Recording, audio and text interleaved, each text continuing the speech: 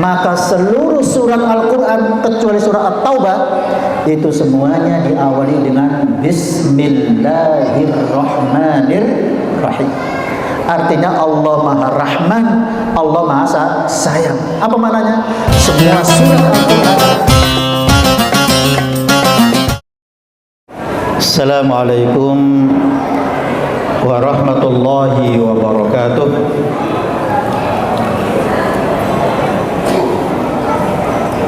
Ulang Pak ya, sekali lagi nih, belum ada yang jawab. Assalamualaikum warahmatullahi wabarakatuh.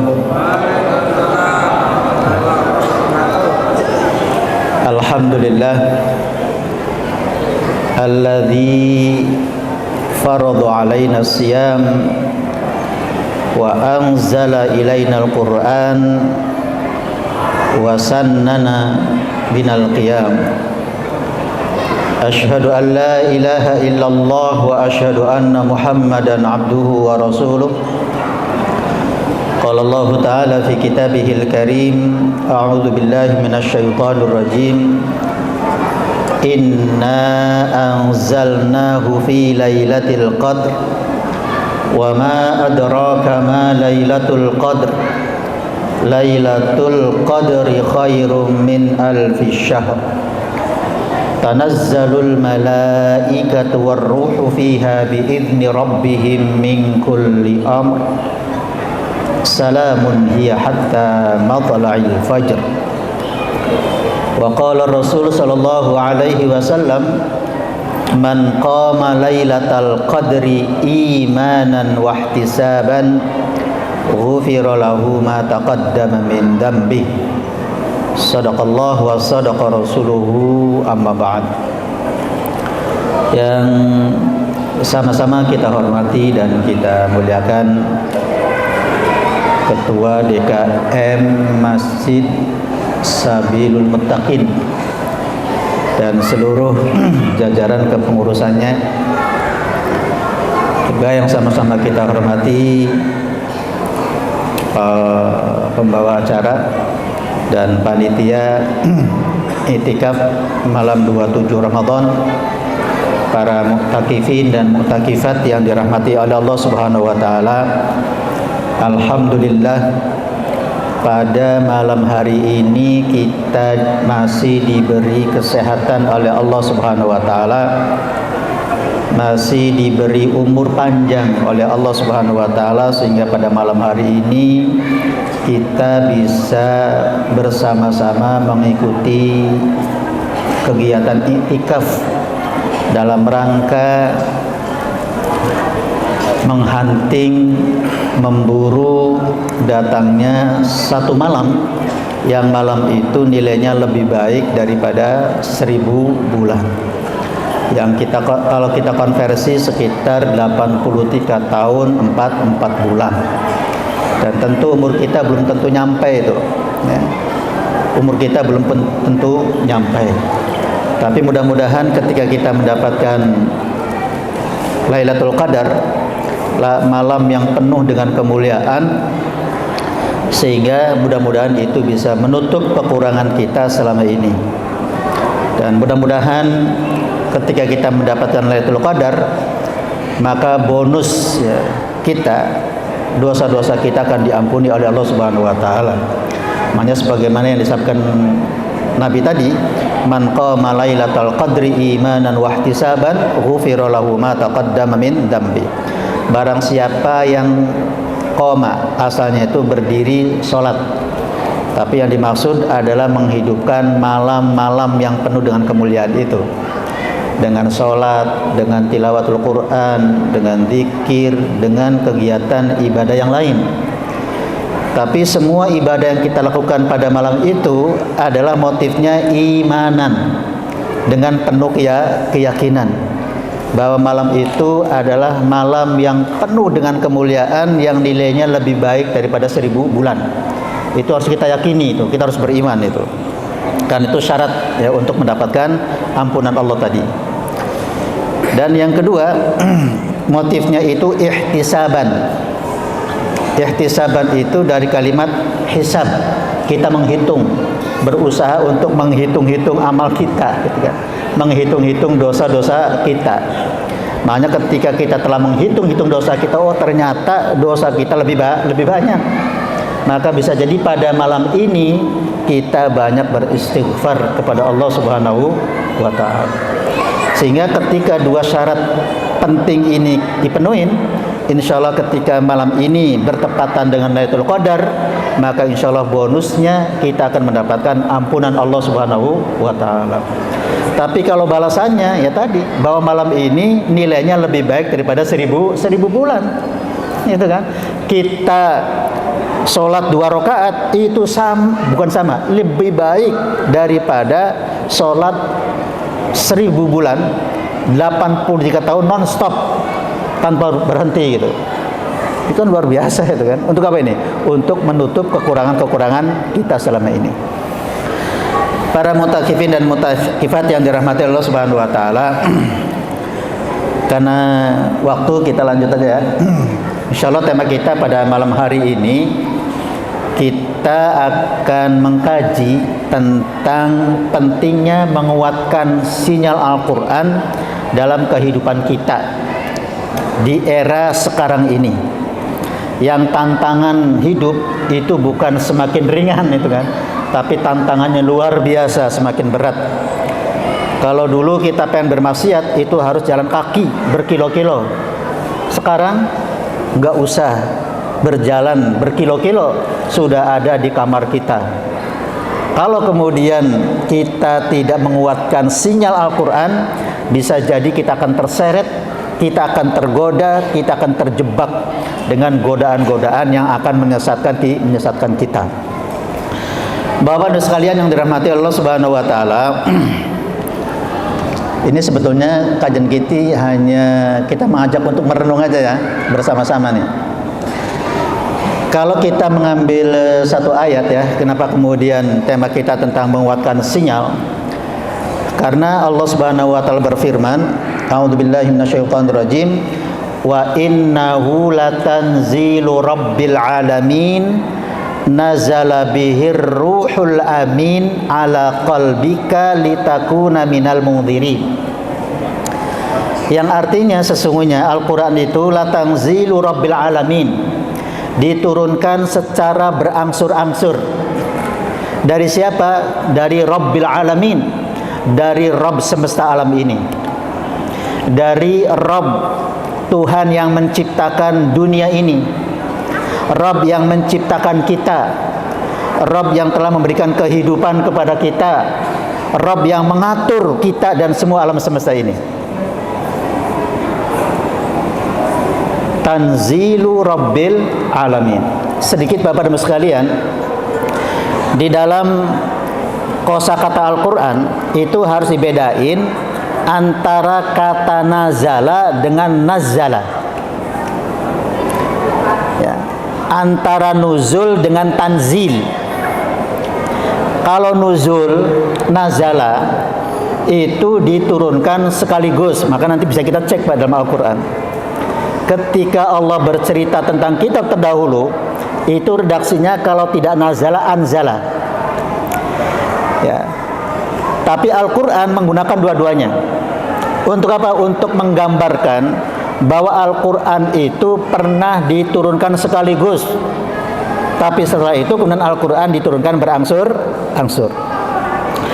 Maka ketika kita baca inna anzalnahu fi lailatul qadr, itu maknanya bukan Al-Quran yang diturunkan secara berangsur-angsur, tapi kata Ibnu Abbas bahwa yang dimaksud pada ayat ini itu adalah Al-Quran diturunkan dari Lauhil Mahfuz ke langit dunia yang kita kenal dengan Baitul Izzah namanya. Itu diturunkan sekaligus tuh. Kenapa? Karena Al-Quran itu hakikatnya, realitanya tidak diturunkan sekaligus pada satu malam, itu kan, tapi diturunkan ada di malam hari, ada di siang hari. Begitu pula Allah berfirman syahrul ramadhan alladzi unzila fihil Quran, pakai unzila, bahwa Al-Quran diturunkan pada bulan Ramadan. Padahal Al-Quran bukan hanya bulan Ramadan diturunkan. ada di bulan Syawal, ada di bulan Dzulqa'dah, ada di bulan-bulan yang lain. Tapi kenapa kok bahasanya, redaksinya menggunakan Syahrul Ramadan alladzi unzil. Ini kata Ibnu Abbas, ini yang dimaksud adalah fase pertama Al-Quran diturunkan, yaitu dari Lauhil Mahfuz ke langit dunia. Itu sekaligus tuh, jumlatan wahidah. Oleh karena itu orang-orang kafir pada protes, Pak. Kenapa protes? Karena kitab-kitab sebelumnya itu diturunkannya sekaligus. Kenapa Al-Quran kok dicicil, dikredit gitu, ini turunnya gitu kan? Maka orang kafir berkata begini, wa qala alladzina kafaru laula nuzzila hadzal qur'anu jumlatan wahidah. Orang kafir protes berkata, kenapa Al-Quran kok diturunkan tidak sekaligus itu, sebagaimana kitab-kitab terdahulu, gitu ya. Nah, baru setelah Al-Quran diturunkan dari Lauhil Mahfuz ke langit dunia, baru tuh diturunkan kepada Nabi secara berangsur-angsur tadi. Dimulai juga di bulan Ramadan juga. Dimulai juga dari bulan yang penuh dengan kemuliaan itu. Makanya bahasanya tanzil. Artinya apa? Diturunkan secara berangsur-angsur. Dari siapa nih? Dari Tuhan kita. Siapa yang bawa? Nazala bihir ruhul amin. Yang turun bihi dengan membawa Al-Quran tadi. Ya. Siapa Ar-Ruhul Amin? Ruh yang sangat dipercaya. Siapa dia? Yaitu malaikat Jibril ya. Karena dalam Al-Quran Allah itu punya pesuruh, Pak. Dari kalangan malaikat, yang kedua dari kalangan manusia. Allahu yastafi minal malaikati rusulan wa minan nas. Allah telah memilih tuh utusan-utusan yang dipercaya itu, baik dari kalangan malaikat maupun dari kalangan manusia. Ya. Dari malaikat yang dipilih siapa kira-kira? Malaikat Jibril. Dari kalangan manusia siapa yang jadi utusan Allah? Banyak. Ada 24.000 ya. Ada 24.000 nabi dan rasul. Itu kan? Tapi yang wajib diketahui hanya berapa? Hanya 25 yang disebutkan dalam Al-Quran. Itulah orang-orang yang dipercaya oleh Allah Subhanahu wa taala untuk menjadi jembatan ya, untuk mengkomunikasikan antara Allah Subhanahu wa taala dengan manusia. Ya. Nah, ini yang perlu garis bawahi. Ala qalbika. Al-Quran diturunkan itu ala qalbika, pada hatimu, bukan pada telingamu, bukan pada kepalamu, bukan pada pikiranmu gitu. Tapi Al-Quran diturunkan itu di dalam hati. Kenapa dalam hati? Karena hati ini menjadi sumber. Karena hati ini adalah menjadi apa? Menjadi sumber segala-galanya. Kalau hatinya baik, maka semuanya akan menjadi baik. Sebagaimana disampaikan Nabi, ala inna fil jasadi mudghah, bahwa di dalam tubuh manusia itu ada apa? Ada segumpal daging. Ibaratnya, idza saluhat, kalau satu gumpal daging itu baik, saluha sairu jasadihi, maka semua fisiknya, semua anggota tubuhnya akan menjadi baik. Tapi sebaliknya, ketika segumpal darah itu rusak, maka semua anggota tubuhnya rusak. Ini bisa dimanakan secara fisik, bisa dimaknai secara maknawi. Secara fisik, jantung kita ini adalah sebagai sumber. Kalau jantungnya sehat, insya Allah semua anggota tubuh kita sehat. Itu secara fisik. Tapi secara maknawi, kalau orang itu hatinya bersih, maka semuanya akan menjadi bersih, Pak. Pikirannya jernih, ucapannya baik, mata yang dilihatnya baik, semuanya akan menjadi baik. Kapan itu? Ketika hatinya ini menjadi bersih.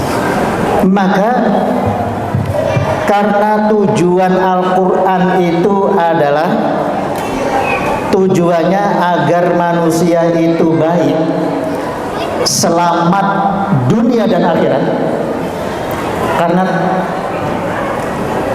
Allah yang menciptakan kita, maka Allah menginginkan bagaimana agar ciptaannya itu adalah apa ini? Sukses, selamat, bahagia dunia dan akhirat. Betul Pak ya? Nggak mungkin tuh Pak, Allah yang menciptakan kita kemudian menginginkan ciptaannya itu kebelangsak tuh, nggak mungkin itu. Mustahil. Apalagi sifatnya Allah Subhanahu wa taala itu Maha Rauf dan Maha Rahim. Sebagaimana yang dicatatkan sendiri oleh Allah, innallaha bin nasi la raufur rahim. Sesungguhnya Allah itu kepada manusia yang diciptakannya itu sifatnya Pak, Rauf. Dari Rauf itu adalah apa ya? Sifat belas kasihan yang tidak pernah merasa tega ketika Pak, ketika melihat ciptaannya itu adalah sengsara. Dan dua sifat ini kemudian ditempelkan kepada sifat Rasulullah Sallallahu Alaihi Wasallam. Yuk kita baca ayatnya dalam akhir surat At-Taubah. Laqad ja'akum rasulun min anfusikum azizun alaihi ma anittum harisun alaikum bil mu'minina raufur rahim. Jadi Rasulullah itu pada orang beriman, Pak. Itu raufnya luar biasa gitu. Sayangnya luar biasa. Enggak tega itu. Kalau melihat umatnya itu apa? Enggak bahagia, enggak tega kalau umatnya itu sengsara. Sampai menjelang Rasulullah wafat, kira-kira yang diingat siapa kira-kira? Umatnya, bukan istrinya, bukan anaknya, tapi ummati gimana nasibnya itu. Bahkan ketika Rasulullah merasakan betapa sakitnya sakaratul maut, sampai beliau mengatakan apa kepada Allah melalui Jibrilnya itu, tolong semua sakitnya sakaratul maut itu tolong diberikan kepada saya semuanya.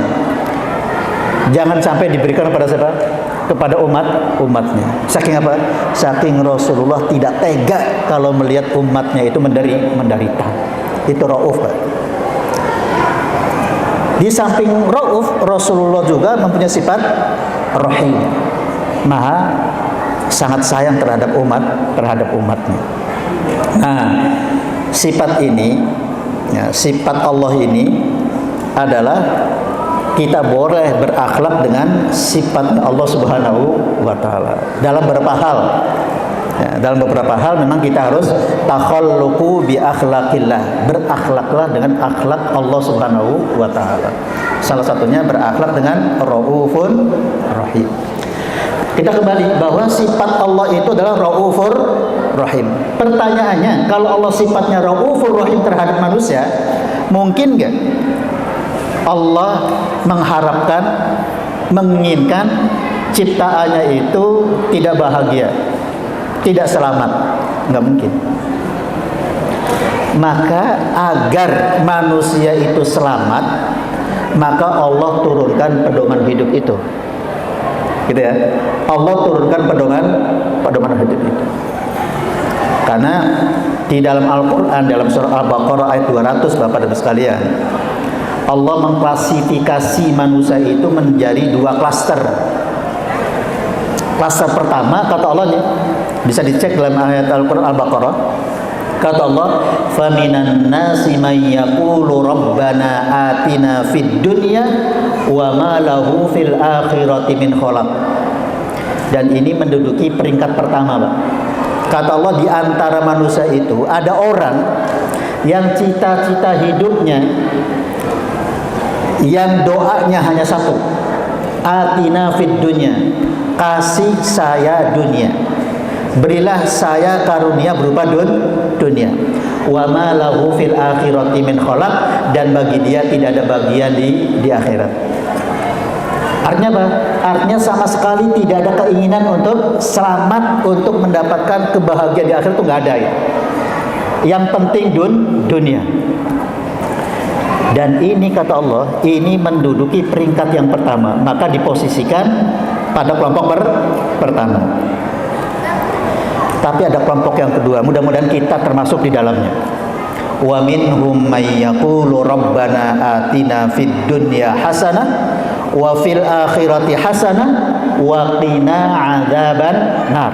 Tapi kelompok yang kedua dari mereka itu, dari manusia itu, adalah orang yang cita-cita hidupnya, yang orientasi hidupnya, yang doanya Minta diberikan apa? Atina fid dunya hasanah. Berilah kami dunia, tapi dunia yang membawa hasanah.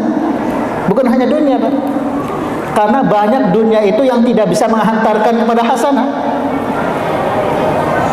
Dunianya banyak, tapi hidupnya gelisah. Hartanya banyak, tapi anaknya terjerat narkoba. Hartanya banyak, tapi masuk penjara, itu kan? Berarti apa? Berarti harta tidak membawa kepada hasanah. Baik hasanah terhadap dirinya, hasanah terhadap keluarganya, hasanah terhadap lingkungannya, masyarakatnya, apalagi terhadap bangsa dan negaranya. Itu ya. Yang kita minta orang beriman itu, makanya orang beriman itu harus punya cita-cita 3 ini. Yang setiap hari kita berdoa ya, yang dikenal dengan doa sapu jagat gitu kan. Jadi kita harus berusaha semaksimal mungkin agar kita mendapatkan fid dunya hasan. Yang kedua, karena kita hidup ini tidak hanya sampai di dunia, tapi kita akan beralih terhadap kehidupan setelah dunia, itu kehidupan akhirat. Dan kita minta kepada Allah, ketika kita pindah alam, di alam akhirat kita ingin mendapatkan hasanah. Di kubur kita mendapatkan nikmat, ketika kita di hari kiamat kita mendapatkan kenikmatan, apalagi nanti setelah di ujung ya, destinasi terakhir kita pengen masuk ke dalam surganya Allah Subhanahu wa ta'ala. Dan semua itu harus diusahakan dan harus ada pedomannya. Dan yang ketiga, waqina adzabannar, minta dijauhkan dari sentuhan api neraka. Nanti kita akan jelaskan nih beberapa ayat betapa mengerikannya itu azab akhirat itu. Ya, untuk apa? Untuk melembutkan hati kita agar kita bisa memperkuat sinyal ya, hati kita untuk menangkap Al-Qur'an. Nah, kira-kira nih Bapak Ibu sekalian, kalau cita-cita kita 3 tadi, fid dunya hasanah wa fil akhirati hasanah wa qina adzabannar, kira-kira butuh pedoman nggak kira-kira? Butuh pedoman nggak kira-kira? Kita di akhirat belum ada orang yang punya pengalaman, Pak. Yang lebih tahu tentang akhirat itu siapa? Yang menciptakannya, betul nggak? Bagaimana cara agar kita selamat di akhirat? Ya kita harus mengikuti pedoman dari yang menciptakan akhirat. Kalau kita ingin mendapatkan kebaikan dunia, ya kita harus mengikuti itu pedoman apa? Pedoman dari yang menciptakan dunia ini. Kalau kita ingin selamat dari api neraka, kita harus tahu jalannya. Dan yang paling tahu jalannya kita selamat dari mana ini? Dari yang menciptakan. Dari yang menciptakannya. Nggak mungkin orang mencari pedoman sendiri, nggak mungkin. Nah, agar kita selamat dunia akhirat, kita ingin mendapatkan fid dunya hasanah wa fil akhirati hasanah wa qina adzabannar, maka Allah turunkan apa nih? Allah turunkan pedoman itu. Dan ketika Allah menurunkan pedoman, itu diturunkannya bukan di mulut, diturunkannya bukan di kepala, tapi Allah turunkan di mana? Di hati. Oleh karena itu Bapak Ibu sekalian, saya mengajak diri saya dan juga hadirin sekalian, kita sudah bertahun-tahun memperingati nuzulul Quran. Kita sudah berkali-kali ikut kegiatan iktikaf untuk menghunting Lailatul Qadar, malam yang penuh dengan kemuliaan. Pertanyaannya, mulianya kita itu dengan apa? Apakah dengan hanya semalam? Enggak. Malam itu menjadi malam yang penuh dengan kemuliaan itu karena apa? Karena inna anzalnahu, karena Allah menurunkan Al-Quran. Gitu ya. Karena Allah menurunkan Al-Quran, maka para ulama berbeda pendapat nih, Pak. Apa beda pendapatnya? Apakah Lailatul Qadar itu akan turun setiap tahun, atau Lailatul Qadar itu hanya turun sekali? Kapan? Ketika Al-Quran diturunkan. Karena siapapun yang akan berinteraksi dengan Al-Quran, maka pasti dia akan menjadi mulia gitu. Siapapun dan apapun. Malaikat itu, Pak, jumlahnya miliaran. Karena setiap ciptaan Allah itu dijaga oleh malaikat. Tapi ada satu malaikat yang paling mulia itu, yaitu malaikat Jibril. Kenapa? Karena dia yang membawa Al-Quran. Kemudian Nabi itu jumlahnya banyak, Rasul itu jumlahnya banyak, tapi hanya ada satu Nabi yang menjadi Sayyidul Anbiya wal Mursalin, menjadi penghulunya para Nabi dan Rasul. Kenapa? Karena yang menerima Al-Quran. Bulan itu jumlahnya ada 12, Pak. Tapi ada satu bulan yang paling mulia itu. Apa itu? Bulan Ramadan. Karena syahrul Ramadan alladzi unzila fihil Qur'an. Itu kan? Bahkan malam itu jumlahnya ribuan, Pak. Tapi ada satu malam yang nilainya berbeda itu. Yang nilainya lebih baik daripada 1000 bulan. Kenapa? Karena malam itu telah diturunkan Al-Qur'an. Bahkan umatnya Nabi Muhammad menjadi umat terbaik itu juga karena Al-Quran. Khairukum man ta'allamal Qur'ana wa 'allama. Orang terbaik di antara kalian adalah orang yang mau belajar Al-Quran dan mau mengajarkan Al-Quran. Belajar membaca, belajar memahami, belajar mentadabburi Al-Quran, sekaligus belajar mengamalkan Al-Quran. Setelah itu kemudian dia diajarkan, gitu kan? Sehingga menjadi mulia. Bahwa ini intinya siapapun yang bersentuhan dengan Al-Quran pasti akan terbawa keagungannya itu. Nah, itu pendapat pertama tuh. Ya. Pendapat yang kedua, bahwa Lailatul Qadar itu akan turun setiap tahun, dan ini yang dianggap paling rajih, ya, paling kuat. Ya. Apa maknanya?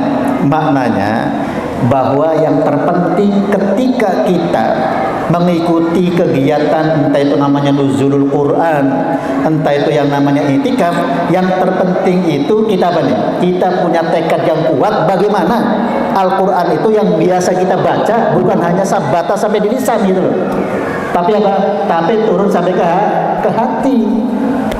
Kenapa tadi? Karena Al-Quran itu ada ala qalbika, diturunkan kepada hatinya Nabi Muhammad sallallahu alaihi wasallam. Oke. Nah, ayat ini menunjukkan bahwa Al-Quran bukan sekedar kitab bacaan, tapi kalau kita ibaratkan adalah signal, ya, wahyu dari langit dari Allah Subhanahu wa taala untuk apa nih? Untuk menghubungkan antara manusia dan Allah Subhanahu wa taala. Jadi alat komunikasi antara kita dan Allah itu dengan apa ini? Dan Al-Quran. Makanya sahabat Ali pernah berpesan kepada kita, Iqra'ul Quran ka'annama ilaika unzal. Bacalah Al-Quran seakan-akan Al-Quran itu diturunkan kepadamu gitu loh. Berarti ketika Allah mengatakan ya ayyuhalladzina amanu, itu ditujukan pada siapa? Ya pada kita. Ketika Allah menyuruh kita ya ayyuhan nas, berarti manusianya siapa? Ya kita. Jangan kemudian kita membaca ya ayyuhalladzina amanu, oh berarti orang mana? Mereka gitu, para sahabat. Yang enggak. Kita yang diseru oleh Allah Subhanahu wa taala, untuk diminta oleh Allah Subhanahu wa taala. Oleh karena itu kalau kita ingin berkomunikasi dengan Allah dengan baik, maka banyak-banyaklah baca Al-Quran, banyak-banyaklah mentadabburi Al-Quran. Kenapa? Karena itu sarana kita berkomunikasi dengan Sang Pencipta kita. Nanti dipercepat ya. Nah, jika diibaratkan secara sederhana, sesuaikan dengan tema tadi ya, membuatkan sinyal Al-Quran. Jadi kalau kita diibaratkan secara sederhana, Al-Quran ini adalah seperti tower pemancar sinyal hidayah. Kenapa demikian? Karena Allah Subhanahu wa taala berfirman, "Hadza bayanul linnasi wa hudaw wa mau'izatan lil muttaqin." Hadza ini Al-Quran, bayanun, itu merupakan penjelasan. Buat siapa? Linnasi, buat manusia yang telah diciptakannya itu. merupakan penjelasan kepada manusia ciptaannya Allah, ya, ciptaannya itu ya, ciptaan Allah itu. Untuk apa? Untuk menjelaskan gimana cara hidup yang baik, bagaimana cara mendapatkan atina fid dunya hasanah, penjelasan bagaimana mendapatkan wafil akhirati hasanah, dan bagaimana caranya agar kita selamat dari api neraka. Itu penjelasannya komplit ada di dalam Al-Quran. Bukan hanya itu, wahudan, sebagai kompas, sebagai petunjuk, ya, wa mau'idhatan, sekaligus sebagai mau'idhah. Sebagai apa nih? Sebagai nasihat, sebagai pelajaran lil muttaqina, bagi orang-orang yang bertakwa. Nah, jadi yang bisa menangkap Al-Quran sebagai hudan, yang bisa menangkap Al-Quran sebagai mau'idhah, itu hanya orang-orang yang bertakwa. Sedikit saya garis bawahi Bapak Ibu sekalian. Muttaqin itu orangnya. Dari kata ittaqa yattaqi ittiqaan fahuwa muttaqin. Kalimat ittaqa itu adalah, kalau kita belajar ilmu sorof, ilmu morfologi, itu adalah berasal dari kata waqo yaqi biqo yatan, gitu ya. Sama nih seperti iktikaf. Iktikaf itu adalah dari kata akafa yaqifu, orangnya akifan. Maka dalam Al-Quran itu menggunakan kalimat akif. Contoh, wala tubashiruhunna wa antum akifuna fil masajid. Gitu kan? Dalam ayat yang lain, ketika Allah menggambarkan betapa konsentrasinya, betapa khusyuknya, gitu kan, para penyembah berhala di masa Nabi Ibrahim, dia katakan apa? Idz qala Ibrahimu li abihi ma hadhihi tamathilul lati antum laha akifun. Itu kan, ini berhala-berhala apa itu? Sampai kemudian orang itu akifun, konsentrasi penuh, fokus sampai apa? Sampai bergeming gitu ya, nggak bisa dioget-oget itu, nggak bisa diganggu itu, saking apanya? Saking khusyuk dan konsentrasinya. Itu namanya akifun. Nah, kalau orang itu berusaha ingin fokus, ingin konsentrasi, maka ditambahin tuh alif dan ta. Yang tadinya akafa menjadi i'takafa. Artinya apa? Dia berusaha untuk konsentrasi, untuk fokus. Maka menjadi i'takafa ya'takifu i'tikafan fa huwa mu'takif. Maka orang i'tikaf itu aslinya adalah orang yang sudah memfokuskan diri, orang yang sudah mengkonsentrasikan diri untuk apa? Untuk tidak bisa diganggu gugat gitu loh. Makanya dulu di masa Nabi, Bapak Ibu sekalian, Nabi itu kalau sudah masuk di 10 hari yang terakhir, sebagaimana diriwayatkan dalam beberapa hadis ya, riwayat Imam Ahmad meriwayatkan, Imam Tirmidzi meriwayatkan, itu beliau adalah membuat apa? Membuat bina namanya. Bina itu semacam tempat khusus yang tidak boleh orang lain masuk di situ. Bahkan istri-istrinya pun sama, dibuatkan bina juga, abniyah. Agar apa? Agar 10 hari terakhir itu adalah sudah masuk ke bangunan itu dan kemudian tidak apa? Tidak bisa diganggu oleh siapapun. Untuk apa? Untuk konsentrasi, fokus penuh untuk menghadap tawajuh kepada Allah Subhanahu wa taala. Tadi kalau kemudian kita i'tikaf, sibuk dengan minuman, sibuk dengan makanan, sibuk dengan ngobrol sendiri, itu namanya bukan i'tikaf namanya. Secara bahasa ya, secara bahasa itu namanya bukan i'tikaf. Karena i'tikaf itu artinya apa? Luzumus syai'i wa habsun nafsi alaihi. Berada di tempat itu dan kemudian menahan diri untuk tidak kemana-mana gitu. Kecuali ada hajat yang apa? Yang mengharuskannya. Nah, sama seperti kalimat ittaqa yattaqi. Dari kalimat waqa yang artinya menjaga, yang artinya memelihara. Jadi orang yang bisa memelihara apa? Memelihara diri kita. memelihara amanat Allah Subhanahu wa taala. Saya bahas dari ini ya, dari sisi bahasa ya. Bukan dibahas dari sisi istilah. Nanti cara menjaganya dengan melaksanakan perintah Allah dan menjauhi larangannya. Itulah yang kemudian menjadi definisi takwa menurut istilah. Tapi mana takwa sendiri itu artinya orang yang berusaha untuk menjaga. Menjaga apa? Satu, menjaga hubungan baik dengan Sang Penciptanya. Yang kedua, menjaga amanat Allah terhadap kita, terhadap lingkungan, terhadap bumi ini. Yuk kita lihat, saya tanya nih Pak. Ketika Allah menciptakan kita, kira-kira fisik kita ini kondisinya normal atau abnormal? Saya tanya ulangi. Ketika kita kecil, ketika kita baru dilahirkan, ketika Allah menciptakan kita, itu kondisinya normal atau abnormal? Normal, Pak. Gula darahnya normal, betul ya? Kemudian apalagi? Tensi darahnya normal, kolesterolnya normal, semuanya normal. Yang membuat tidak normal itu siapa? Saya tanya, yang membuat tidak normal itu siapa?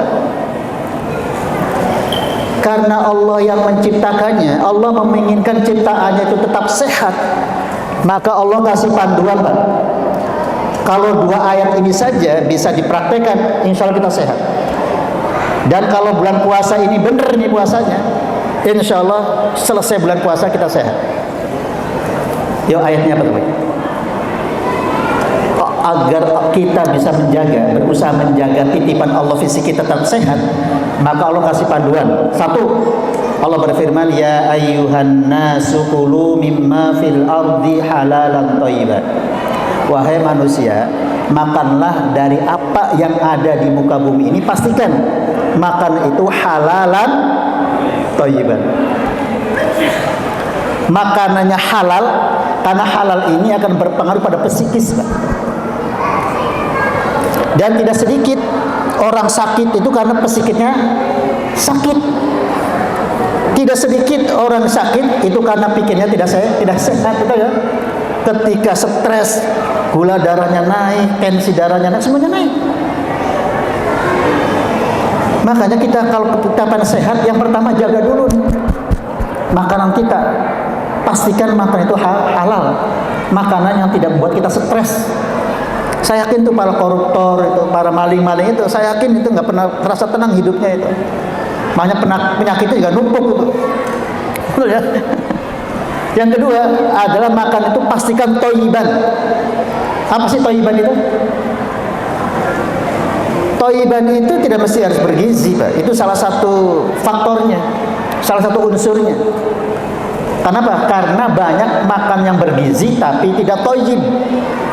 Thayyib itu kalau dikembalikan makna asal dari kalimat toba yatibu thayyiban, yang artinya enak. Yang artinya enak. Jadi pastikan makanan yang kita makan itu membuat fisik kita enak gitu loh. Kira-kira nih menurut apa ya, para ahli kesehatan, itu kira-kira sirup itu enak nggak? Enak nggak sirup? Enak di mulut, Pak. Tapi gara-gara kebanyakan sirup kemudian mengakibatkan gula darahnya menjadi naik. Berarti thayyib nggak kira-kira? Thayyib nggak kira-kira? Ya nggak thayyib. Benar ya, Pak ya? Kemudian gorengan misalnya. Dan kita banyak tuh di YouTube berseliweran itu. Kalau kita ingin sehat, kita hindari apa? Makanan-makanan yang digoreng. Betul ya? Ya kan? Berarti makanan yang digoreng sekalipun tadi bergizi tuh, daging, telur, itu kira-kira thayyib nggak? Thayyib nggak kira-kira? Thayyib kalau membuat fisik kita enak, Pak. Tapi kalau membuat fisik kita sakit, itu namanya bukan thayyib. Puasa itu hakikatnya itu, Pak. melatih kita untuk menahan diri, bukan hanya makan dan minum, tapi menahan diri, menahan nafsu kita, siap untuk dipandu dengan Al-Quran. Ketika Al-Quran mengatakan kita makan harus halalan thayyiban, kita ikutin tuh. Yang kedua ayatnya, kulu washrobu wala tusrifu, makan dan minumnya, tapi jangan apa? Jangan berlebihan. Kira-kira kalau dua ayat ini kita praktekkan, kita siap nafsu kita, sekalipun kita nafsu makan ini, minum ini, tapi kata Al-Quran itu tidak baik, kita hindari. Yakin nggak fisik kita sehat? Yakin nggak kita bisa menjaga fisik kita yang menjaga rahmat Allah ini? Itu namanya muttaqin. Allah sudah ngasih nasihat tadi, sudah membuat hudan, pedoman kita bagaimana cara makan. Halalan thayyiban wala tusrifu, jangan berlebihan. Wa mau'izatan, Allah sudah ngasih nasihat untuk menjaga fisik kita sehat. Muttaqin itu ya begitu. Benar nggak? Ini sinyal ini. Ini sinyal dari Allah Subhanahu wa Ta'ala. Yang semua sinyal itu adalah untuk kebaikan kita, bukan untuk siapa-siapa. Untuk kebaikan ciptaan Allah Subhanahu wa Ta'ala. Karena Allah menginginkan apa? Menginginkan kita menjadi baik. Maka seluruh surat Al-Quran kecuali surat At-Taubah itu semuanya diawali dengan Bismillahirrahmanirrahim. Artinya Allah Maha Rahman, Allah Maha Sayang. Apa maknanya? Semua surat Al-Quran itu apa ini? Mengekspresikan, mencerminkan kasih sayang Allah Subhanahu wa Ta'ala. Tidak ada Al-Quran untuk mencelakakan kita. Makanya Allah tegas mengatakan, Toha ma anzalna alaikal Qur'ana litashqa. Toha, tidaklah kami turunkan Al-Quran litashqa, agar kamu celaka. Gak ada. Berarti mafhum mukhalafahnya apa? Mafhum mukhalafahnya Allah turunkan Al-Quran itu untuk kebahagiaan manusia ciptaan Allah Subhanahu wa Ta'ala. Kita lanjut. Nah, jadi kalau Al-Quran itu diibaratkan seperti tower pemancar hidayah, berarti hati kita nih seperti apa ini? Maka hati kita adalah seperti alat penerima sinyal. Pertanyaan sederhananya, kalau sinyalnya kuat, kita ibaratkan dulu ya, di HP dulu nih, nanti kita balik lagi. Nah, kalau kita ibaratkan ponsel, hati kita seperti ponsel. Ponselnya canggih tuh, ya, aplikasinya banyak, teknologinya terbaru, kameranya terbaik. Kira-kira kalau tidak ada sinyal, kira-kira HP kita berfungsi nggak? Berfungsi nggak kira-kira? Nggak berfungsi dah. Nggak akan berfungsi. Kapan berfungsi? Ketika pemancarnya memancarkan sinyal kuat, dan kemudian HP kita ada apanya? Ada pulsanya, ada baterainya. Baru tuh sinyal dari pemancar itu akan berfungsi. Betul ya? Tapi seandainya pemancarnya kuat nih, tapi kemudian tidak ada pulsanya, nyambung nggak kira-kira? Nggak nyambung. Ada pulsanya tapi tidak ada baterainya, nyambung nggak? Nggak akan nyambung. Sama. Al-Quran itu setiap saat memancarkan cahaya hidayah tuh, memberikan pedoman tadi, memberikan bayanun linnas, memberikan apa lagi? Memberikan hudan wa mau'idhatan. Sinyalnya kuat banget. Tapi kira-kira nih, kalau kemudian hati kita ini sinyalnya lemah, imannya lemah, bahkan tidak ada, kira-kira nyambung nggak kira-kira? Nyambung nggak kira-kira? Nggak akan nyambung, Pak. Padahal orang beriman itu kata Allah, wa idza tuliyat alaihim ayatuhu zadathum imana. Bahkan wa idza dzukirallahu wajilat qulubuhum. Ketika baru disebut nama Allah saja, itu sudah ada getaran tuh dalam hatinya itu. Nih, kita bercontoh. Kalau Allah memanggil kita, disebut nama Allahu Akbar, diingetin Allah itu Maha Agung. Kira-kira langsung connect nggak di dalam hati kita? Saya tanya, langsung connect nggak kira-kira? Kalau tidak ada connect, kita curiga kan? Jangan-jangan di dalam hati kita sudah tidak ada sinyalnya itu. Sudah tidak ada iman di dalam dada kita. Sehingga apa? Sehingga ketika Allah memanggil, itu tidak connect dengan hati kita. Jadi kalau kemudian Allah sudah memanggil Allahu Akbar, kemudian kita bleger aja tuh, nggak segera bergerak untuk bersiap-siap sholat, itu dipertanyakan tuh Pak. Berarti apa? Berarti tadi itu sinyal Allah itu tidak bisa kita tangkap. Kenapa bisa tertangkap? Karena bisa jadi hati kita tidak ada pulsanya, tidak ada imannya. Nah, gitu ya. Nah, Bapak Ibu sekalian dirahmati Allah Subhanahu wa taala, kita lanjut lagi. Oh, kenapa nggak jalan, Pak? Oh ya. Demikian pula manusia. Bisa jadi seseorang memiliki banyak kelebihan, punya kecerdasan, punya kekayaan, ya, mempunyai teknologi canggih gitu. Tetapi jika tidak terhubung dengan wahyu Allah Subhanahu wa taala, semuanya tidak dibimbing oleh wahyu Allah Subhanahu wa taala, maka hidupnya akan kehilangan arah. Maknanya semua itu tidak akan berguna. Kecerdasannya tidak akan membawa kepada keselamatan. Ya, kekayaannya tidak akan apa? Tidak akan membawa manfaat apa-apa terhadap kehidupan nanti di akhirat. Semuanya tidak ada manfaatnya. Kapan? Kalau semua yang diberikan oleh Allah Subhanahu wa taala itu tidak dibimbing oleh wahyu. Ya.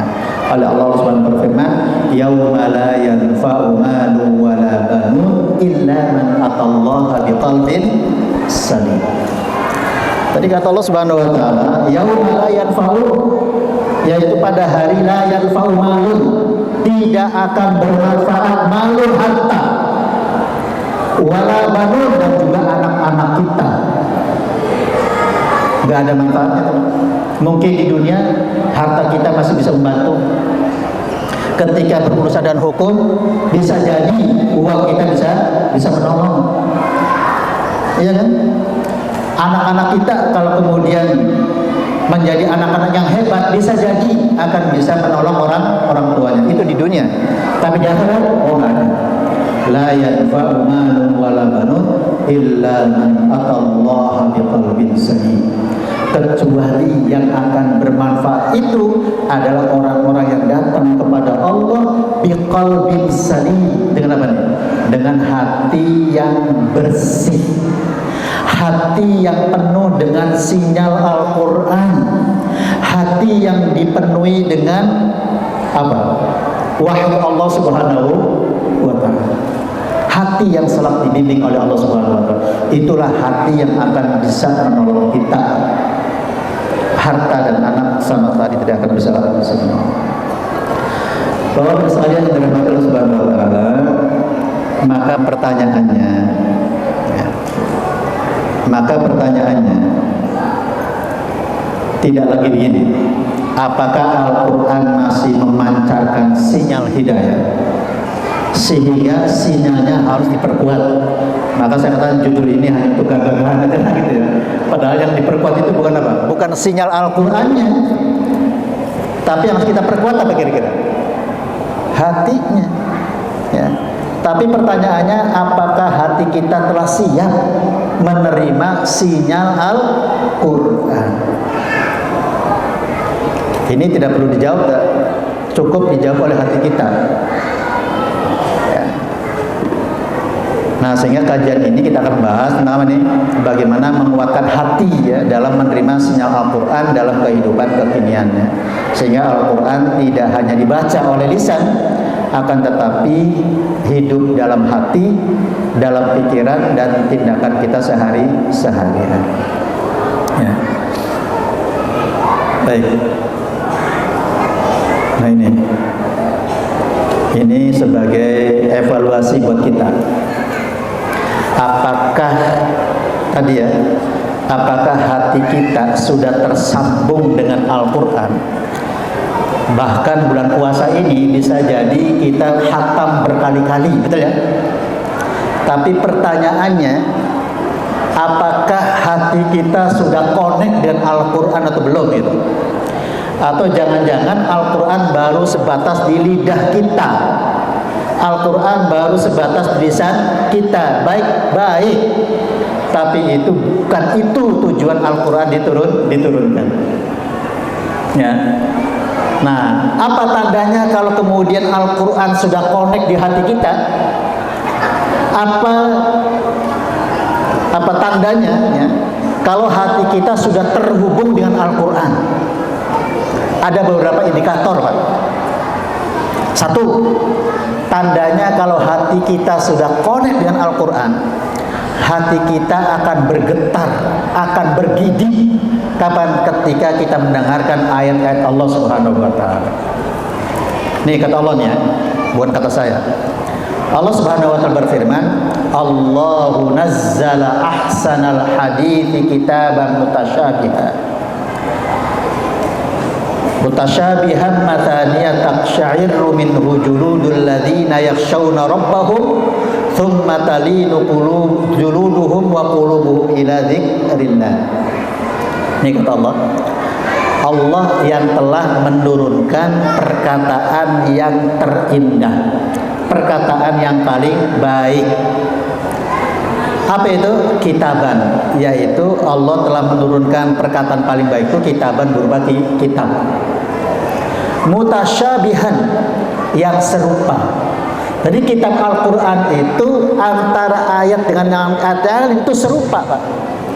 Serupa apanya? Serupa keindahannya, serupa kualitasnya, serupa akurasinya.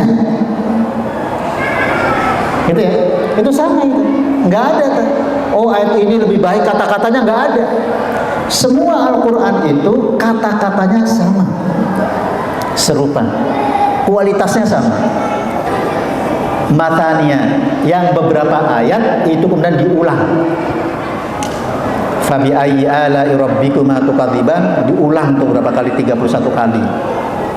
Wailul yauma idzil lil mukadzibin, diulang juga ya, lebih dari 8 kali.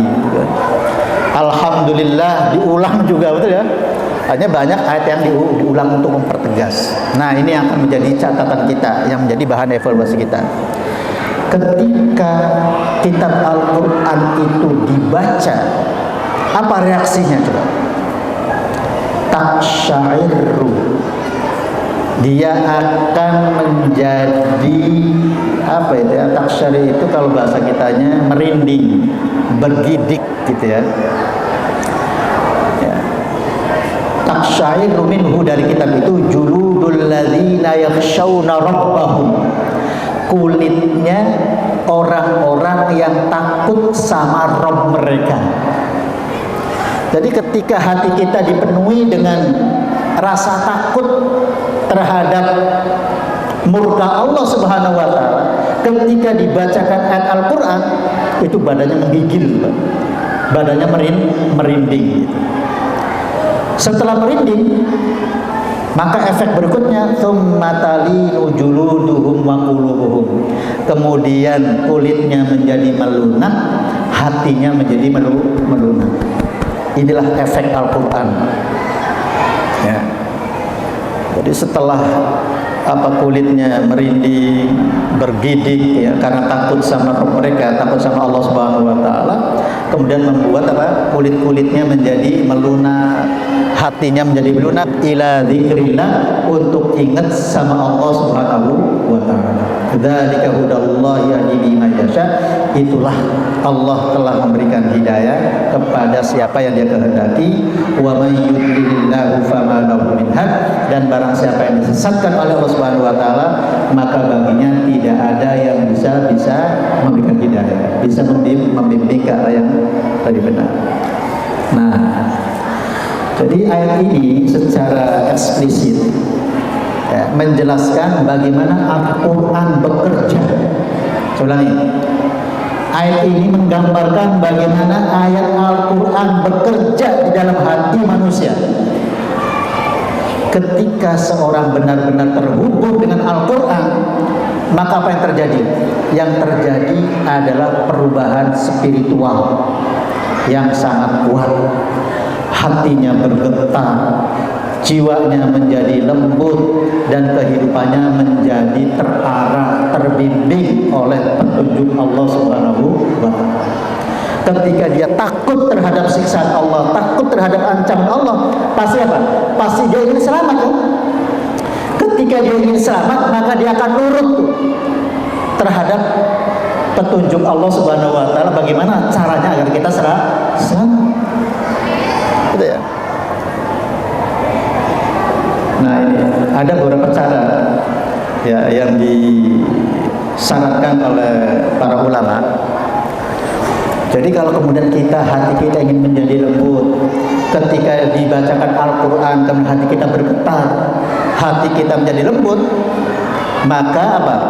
Salah satu caranya adalah kita dengan membaca Al-Quran disertai dengan tadabbur. Tapi bukan hanya tadabbur, tapi tadabbur yang mendalam. Terutama apa? Terutama pada ayat-ayat peringatan dan ancaman Allah Subhanahu wa taala. Karena itu yang bisa melembutkan kita. Jadi jangan dulu kita tadabburnya itu innallaha ghafurur rahim, Allah Maha Pengampun, Allah Maha Penyayang. Nanti ya keseringan tuh maksiatnya. Alasannya apa? Alasannya Allah Maha Pengampun. Betul ya? Tapi coba kita sekali-kali apa nih? Ayat-ayat yang terkait dengan ancaman itu kita seriusin, kita tadabburin tuh. Ya. Tadi ketika ayat itu direnungi dengan kesadaran akan hari pembalasan, hati kita akan tersentuh, muncul rasa takut kepada Allah dan lahir keinginan untuk memperbaiki diri. Makanya Allah Subhanahu wa taala berfirman, "Fadzakir bil Qur'ani may yakhafu wa'id." Berilah peringatan kepada siapa? Dengan Al-Quran. Kepada siapa? Man yakhafu wa'id, kepada orang yang takut terhadap ancamanku, kata Allah. Ya, jadi orang yang bisa mengamalkan Al-Quran itu hanya satu kan? Siapa? Orang yang takut terhadap ancaman Allah Subhanahu wa taala. Orang yang tidak takut terhadap ancaman Allah, dia akan hidup semau-maunya. Gitu ya, nggak mau dibimbing oleh Al-Quran.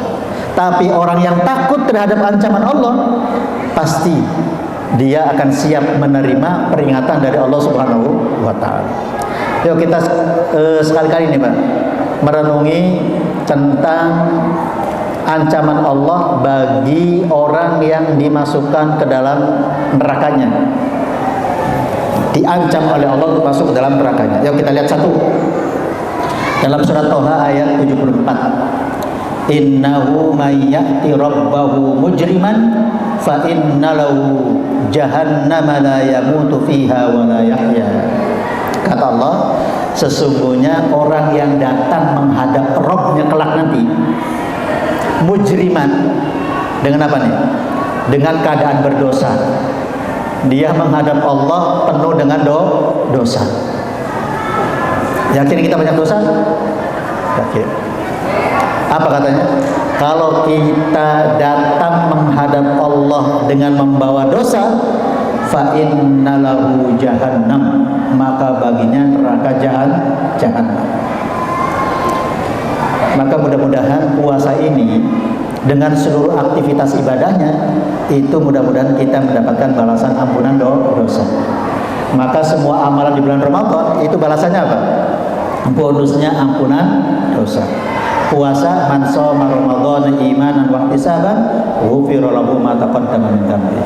Qiyamul lail, man qama ramadhana imanan wa ihtisaban ghufira lahu ma taqaddama min dhanbi. Sampai kita mendapatkan Lailatul Qadar, sama Pak bonusnya.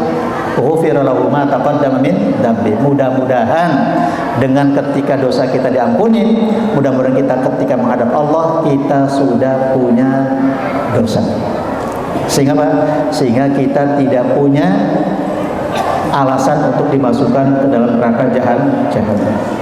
Nah, yang saya maksud, bagaimana kira-kira gambaran neraka jahanam itu? La yamutu fiha wa la yahya. Ketika orang itu sudah dimasukkan ke neraka jahanam, itu kondisinya la yamutu wa la yahya. Dia tidak mati, tapi juga tidak hidup. Kenapa tuh? Dikatakan mati karena masih merasakan sakit yang luar biasa dari siksaan Allah itu. Dikatakan hidup juga enggak. Kata orang Indramayu, wis beli peta-peta uang. Iya kan? Wis beli peta-peta uang. Jadi sudah tidak lagi berbentuk orang tuh, Bang. Nanti kita jelaskan nih bagaimana ketika kondisi orang berada di dalam neraka itu. Makanya kondisinya enggak mati, enggak hidup. Dikatakan mati enggak karena masih merasakan sakit yang luar biasa. Dikatakan hidup juga enggak karena sudah tidak berbentuk orang. Itu yang pertama. Yang kedua, nih, ketika kulit-kulit itu telah matang karena telah dibakar di dalam api neraka jahanam itu, maka Allah ganti itu kulit yang sudah matang, yang sudah gosong itu diganti dengan kulit yang baru. Kullama nadijat juluduhum baddalnahum juludan ghairaha liyadzuqul adzab. Ketika kulit-kulit itu telah matang, baddalnahum juludan ghairaha. Apa itu? Kami ganti itu dengan kulit-kulit yang baru. Apa tujuannya? Liyadzuqul adzab, agar mereka masih merasakan sakitnya, pedihnya siksaan Allah Subhanahu wa taala. Karena yang merasakan sakit kan kulit ya. Maka kulit itu diganti. Dan siklusnya begitu, matang ganti lagi terus itu. Sampai kapan? Tidak ada ujungnya. Itu yang kita rasakan. Nanti yang akan dirasakan oleh penghuni neraka itu, mudah-mudahan bukan kita. Nah, yang namanya orang berada hidup itu pasti butuh makan, Pak. Tapi ketika minta makan, makanannya apa coba kira-kira? Nih digambarkan dalam surat Ad-Dukhan, inna syajarataz zaqqum. Sesungguhnya pohon zaqqum, ta'amul athim, itu makanannya orang yang banyak berbuat dosa. Makanya ketika kita berbuat dosa, kita hati-hati, Pak. Banyak-banyak beristighfar kepada Allah Subhanahu wa taala. Ya. Pohon zakum itu ketika dimakan kal muhli yaghli fil butun, maka dia akan mendidih di dalam perutnya itu. Seperti apa? Kaghalil hamim, seperti mendidihnya jur-juran tembaga atau jur-juran timah. Pernah melihat ya? Ketika tembaga dipanaskan dengan sekian ribu derajat, atau kemudian timah dipanaskan sekian ribu derajat, seperti apa tuh itu? Itu ya. Kaghalil hamim. Jadi minta makan, dikasih makan pohon zakum, ketika masuk sampai perut itu perutnya mendidih gitu ya. Bukan hanya sampai di situ, khudhu fa'tiluhu ila sawa'il jahim, tangkaplah itu dia, fa'tiluhu, kemudian seretlah dia ila sawa'il jahim, di tengah-tengah neraka jahim. Thumma subbu fawqa ra'sihi, kemudian dituangkan di atas kepalanya min adzabil hamim, dari siksaan air yang sangat panas. Nanti kita lihat dalam ayat lain, ketika itu disiram pakai air panas, apa yang terjadi? Nanti ayat berikutnya saya bacakan. Sambil dicemooh, dzuk innaka antal azizul karim, rasakan tuh ya, sambil banjur itu kan, dengan air yang sangat panas, yang sangat menyakitkan, sambil apa? Sambil dikatakan duk innaka antal azizul karim, rasakan kamu adalah dulu menjadi orang yang perkasa, al-karim, lagi orang yang dimuliakan, di kantor dimuliakan, di mana-mana dimuliakan, itu kan. Tapi inna hadza ma kuntum bihi tamtaru, inilah balasan dari apa yang dulu kamu ragu terhadap ancaman Allah Subhanahu wa ta'ala. Ini kira-kira gambaran ini akan terjadi nggak nih kira-kira? Akan terjadi nggak? Akan terjadi. Ini gambaran dari yang menciptakan neraka. Nanti neraka itu gambarnya begitulah kira-kira gitu ya. Buat siapa? Ya tadi, buat orang yang menghadap Allah dengan membawa dosa, atau kemudian tadi ta'amul athim adalah orang-orang yang banyak berdosa juga. Ya, kita lihat lagi. Apa minumannya kira-kira? Min waraihi jahannam wa yusqa min ma'in sadid yatajarra'uhu wa la yakadu yusihuhu wa ya'tihi al-mautu min kulli makan wa ma huwa bimayyit wa min waraihi 'adzabun ghalidh. Di hadapan para penghuni neraka itu, Bapak Ibu sekalian, ada jahanam. Wa yusqa, dan dia diberi minum mimma'in sadid, dari air nanah. Pernah melihat nanah? Sudah nanah bercampur dengan darah ya, dalam ayat yang lain ya. Kemudian baunya sudah naudzubillah setan gitu. Karena nanah itu nanah yang mengalir dari badannya para penghuni neraka yang telah dibakar oleh Allah Subhanahu wa taala. Kita lihat ya, ketika ada orang terkena luka bakar sekian hari, kemudian keluar apa itu? Keluaran cairan. Cairan itulah yang akan menjadi minumnya penghuni neraka itu. Yatajarrahu, ya, dia meneguknya, dia mengisak-isaknya itu karena saking hausnya itu. Yang ada cuma cairan nanah, maka cairan nanah itulah yang diisapnya. Wala yakadu yusihu, dan hampir-hampir dia tidak mampu menelannya gitu. Ya gimana mau menelan nanah itu kan? Lihat aja udah muntah, tapi nggak ada lagi, terus mau gimana? Wa ya'tihil mautu min kulli makan, dan datanglah kepada dia kematian min kulli makan, pada setiap tempat. Jadi setiap tempat itu semuanya mengancam kematian gitu. Tapi wa ma huwa bimayyit, tapi dia tidak mati, hanya ngancam aja itu. Wa mi waraihi 'adzabun ghalidh. Kenapa? Karena di hadapannya ada siksa yang lebih berat lagi itu. Tadi sudah dikasih minuman air nanah, itu belum berat, tapi di depannya masih ada lagi tuh siksaan-siksaan yang lebih berat. Ngeri nggak kira-kira? Nah, seharusnya ayat-ayat yang seperti ini yang banyak kita tadabburi, yang kita masukkan ke dalam hati kita, sehingga ketika kita mau berbuat yang tidak-tidak, maka kita akan teringat dengan ancaman Allah Subhanahu wa ta'ala. Ketika hati kita sudah lembut, hati kita sudah takut terhadap ancaman Allah, maka kita akan mudah untuk dibimbing oleh Al-Quran. Nih lihat nih, tadi saya katakan ya. Ketika air yang sangat panas itu dituangkan di dalam kepalanya, yusharu bihi ma fi butunihim wal julud. Pakainya apa? Penghuni neraka itu. Qutti'at lahum thiyabum minna. Pakaiannya terbuat dari benang, yang terbuat dari benang-benang api neraka. Tidak sampai di situ, yusabbu min fawqi ru'usihimul hamim, dituangkan di atas kepala mereka al-hamim, air yang sangat panas. Ketika dituangkan, apa yang terjadi?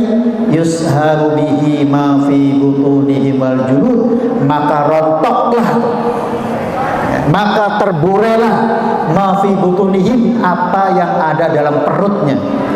Perutnya rontok, isi perutnya itu. Bukan hanya itu, wal julud, kulit-kulitnya rontok semua itu. Itu kira-kira kalau kemudian kulitnya rontok, isi perutnya rontok, kira-kira apa namanya? Bukan orang kan? Tengkorak namanya. Betul ya, makanya saya katakan la yamutu wala ya, tidak mati, tidak hidup.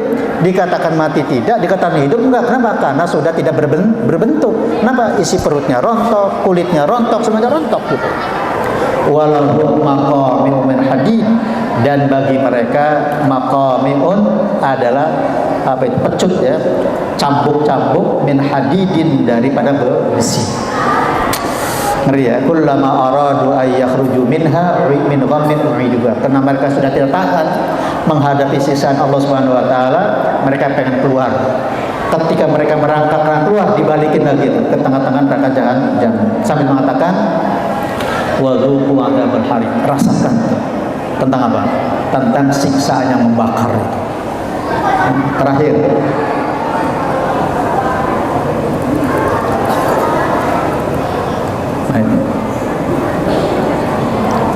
ini ashabus shimal.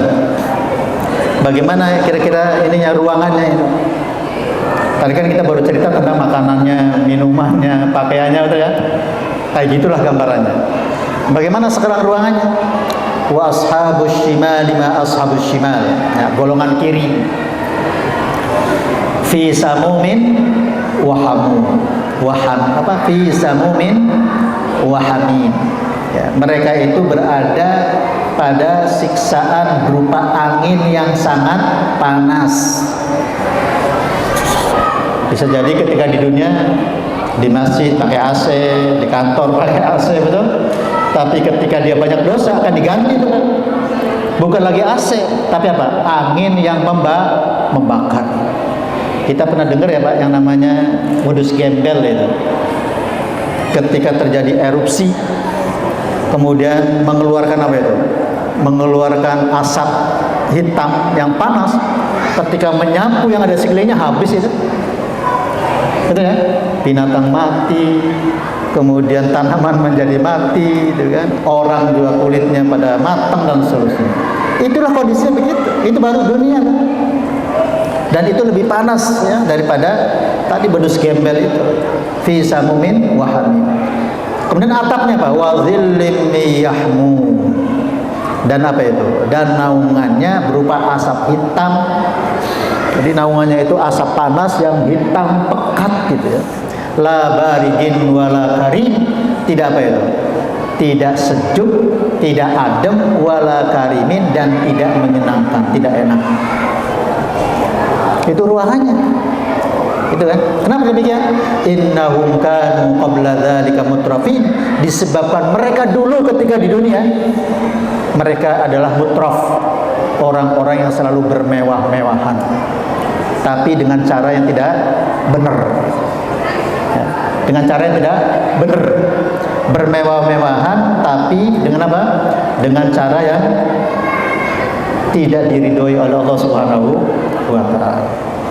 Beli rumah mewah tapi hasil korup. Beli bisa AC, AC-nya dari hasil korup dan seterusnya. Pokoknya dia bermewah-mewahan gitu ya. Tapi apa? Tapi bergelimang dengan dosa. Nah, maka itulah balasannya. AC-nya akan diganti dengan apa itu? Dengan fi samumin wa hamim dan seterusnya. Wa kanu yusirruna 'alal hinthil 'adzim, dan mereka terus menerus untuk melakukan dosa besar. Kenapa mereka seperti itu gitu? Kenapa mereka bermewah-mewahan yang bergelimang dengan dosa? Wa kanu yaquluna a idza mitna wa kunna turaban wa idzaman a inna lamab'utsun.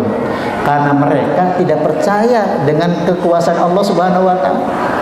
Dengan mengatakan mereka dikiranya kalau orang sudah menjadi debu, orang sudah menjadi tulang belulang, tidak akan bisa dibangkitkan kembali gitu. Maka dia seenaknya aja, kalau mati ya mati gitu kan. Mana mungkin orang sudah jadi debu, orang sudah menjadi tulang kemudian bisa dihidupkan kembali. Mereka nggak percaya itu Pak. Karena mereka tidak percaya, maka akhirnya Pak, maka akhirnya mereka hidup seenaknya sendiri. Bahkan Allah jawab, wa abaunal awwalun. Qul innal awwalina wal akhirina lamajmu'una ila miqati yaumin ma'lum. Yang akan dibangkitkan itu bukannya kamu, tapi orang-orang dari dulu, dari Nabi Adam sampai nanti hari kiamat, semuanya apa nih? Semuanya akan dibangkitkan oleh Allah Subhanahu wa taala. Gitu ya. Nah, oleh karena itu kita penting tuh menguatkan keyakinan kita terhadap hari kebangkitan. Biar apa? Biar itu yang akan mengarahkan hidup kita, biar tidak hidup seenaknya sendiri. Nah, nih contoh nih, betapa hebatnya ayat Al-Quran ketika sudah masuk ke dalam hati, itu akan berubah gitu ya, merubah segalanya. Kita lihat kisah Umar bin Khattab. Suatu hari Umar bin Khattab keluar dari rumahnya dengan niat mau membunuh Nabi Muhammad SAW. Namun di tengah perjalanan ia mendengar bacaan Al-Quran ya, dari surat Toha yang dibacakan oleh adiknya Fatimah. Ketika mendengarkan beberapa ayat dari surat Toha itu, hatinya berubah, dia tersentuh, dia apalagi itu ya, dia tertohok juga ya, oleh ayat itu, sehingga apa? Sehingga kemudian dia mencucurkan air matanya mengalir. Pedang yang semula ingin digunakan untuk memusuhi bahkan membunuh Rasulullah SAW, maka pedang itu berubah menjadi apa nih? Menjadi pembela Islam. Hanya dibacakan beberapa ayat. Ketika ayat itu sampai ke hati, itulah yang merubah Umar bin Khattab dari orang yang dulu keras untuk memusuhi Islam berubah menjadi pembela Islam. Hanya dengan beberapa ayat. Apalagi kita yang sudah berhatam berkali-kali itu ya, masa kemudian tidak berubah sama sekali itu ya. Inilah kekuatan Al-Quran, inilah kekuatan sinyal Al-Quran. Satu ayat saja mampu merubah hati manusia. Dikit lagi Pak.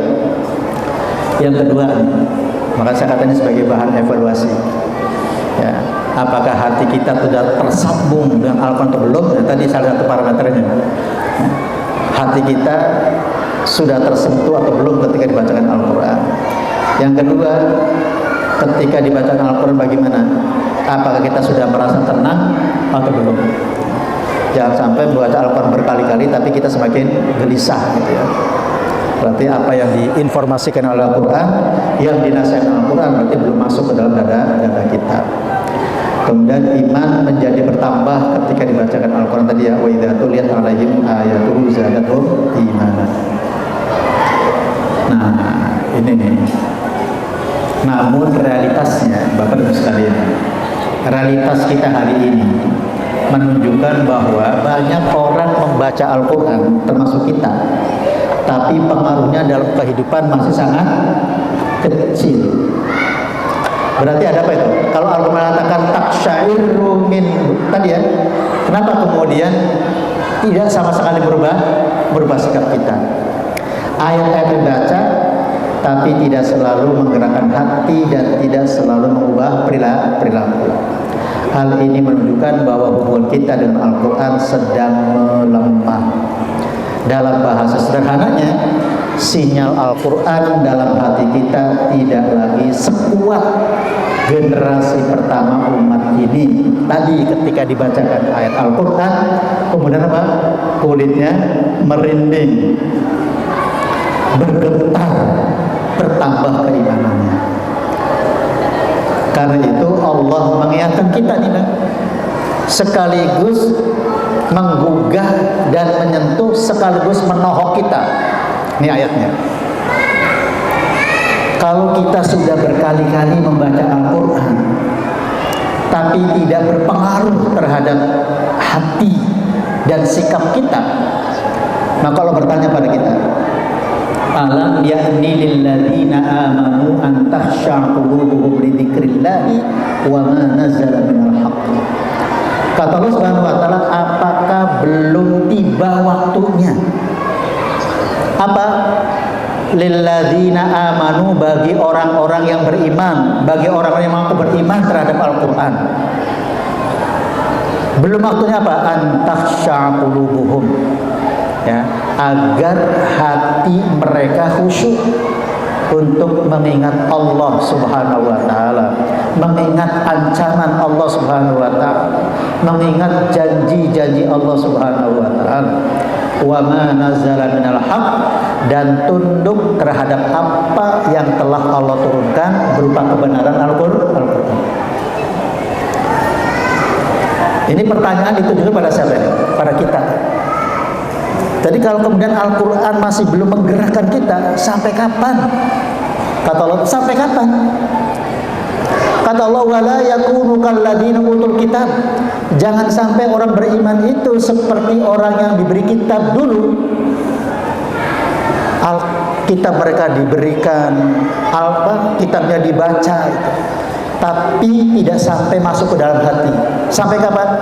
Faqala alaihimul amad. Sampai waktunya lama banget itu. Sampai kapan?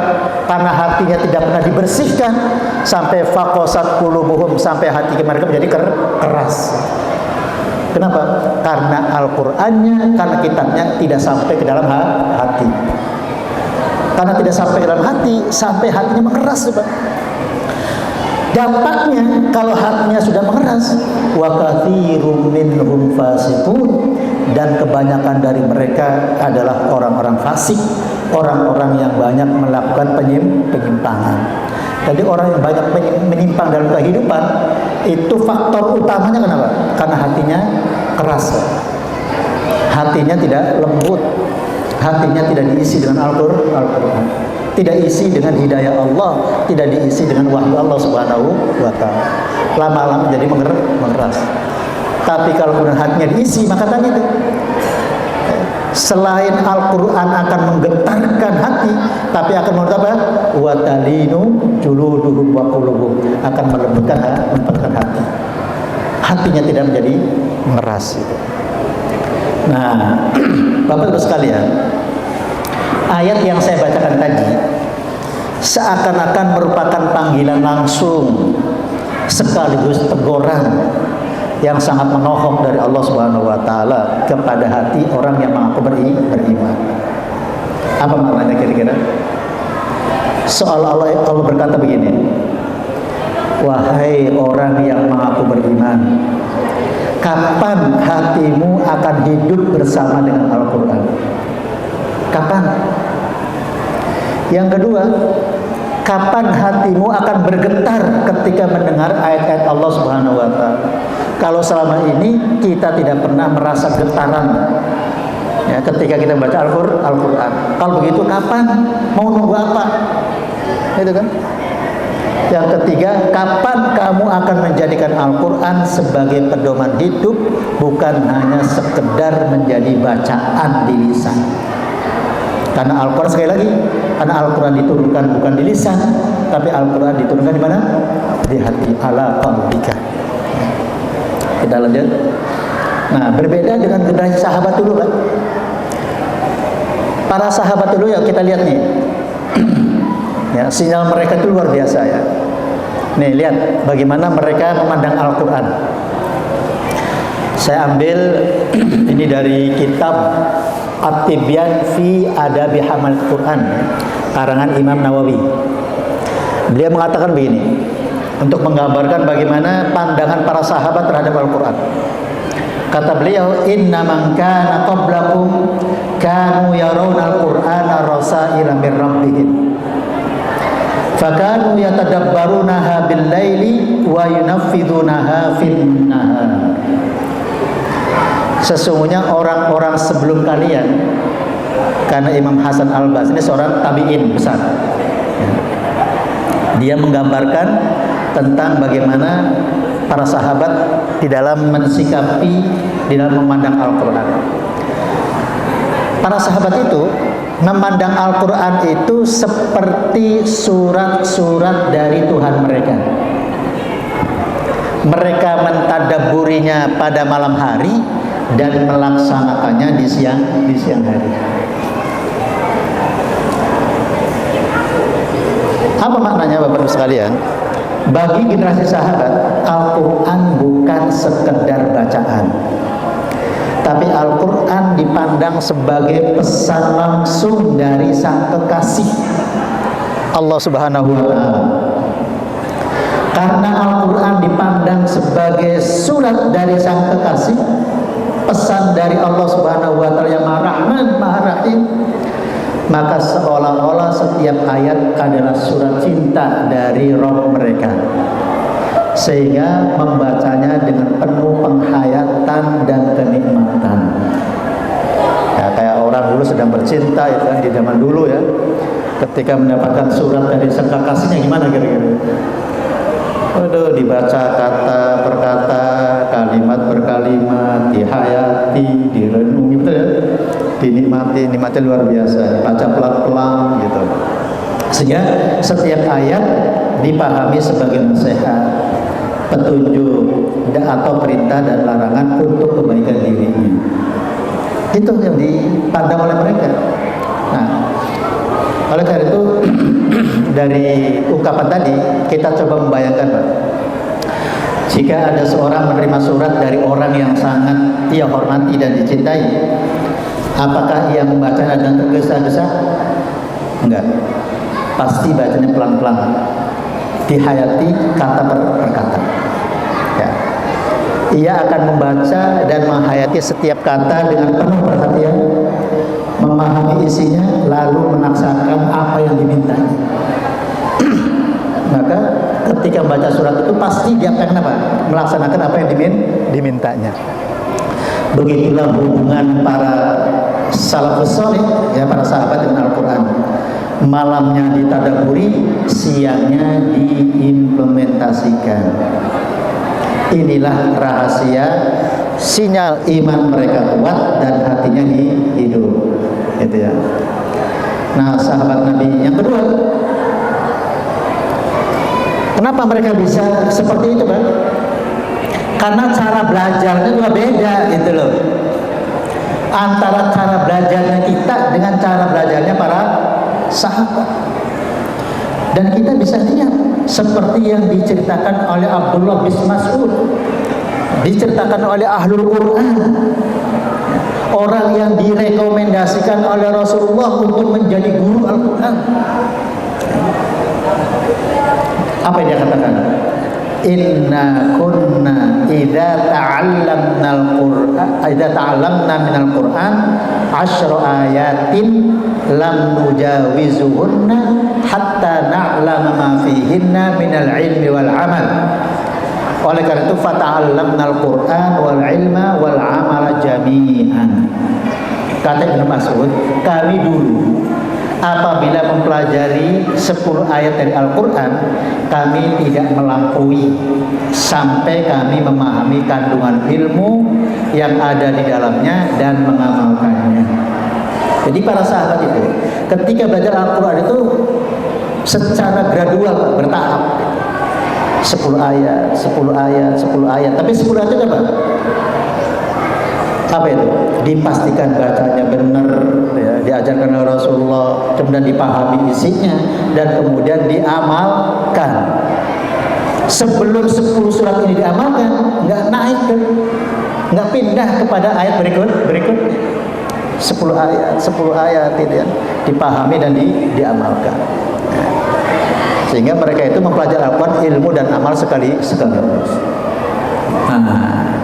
Dari riwayat ini dapat kita pahami ya, bahwa manhaj, metode sahabat di dalam belajar Al-Quran itu ada 3. Yang pertama at-ta'allum at-tadarruji, belajar bertahap. Yang kedua al-fahm, memahami makna, ya, tidak hanya membaca tapi memahami isi ayat. Dan yang ketiga al-amal, pengamalan. Kenapa? Karena ayat tidak sekedar diketahui tetapi diwujudkan dalam kehidupan nyata. Karena itu mereka mengatakan ta'allamnal Qur'ana wal ilma wal amala jami'an. Kami belajar Al-Qur'an, ilmu dan amal secara bersama. Kita kadang-kadang udahlah kita belajar dulu lah, amal nanti gitu. Ya nggak begitu. Para sahabat nggak begitu. Belajar Al-Quran itu ya semuanya. Dari mulai belajar membaca, belajar memahami sampai belajar mengamalkan. Inilah rahasia kekuatan setengah iman para sahabat. Hal itu wajar kalau Al-Quran benar-benar membentuk keimanan, karakter dan peradaban para sahabat. Kita lanjut. Nah ini nih tanda nih. Kita koreksi ya terhadap diri kita masing-masing nih.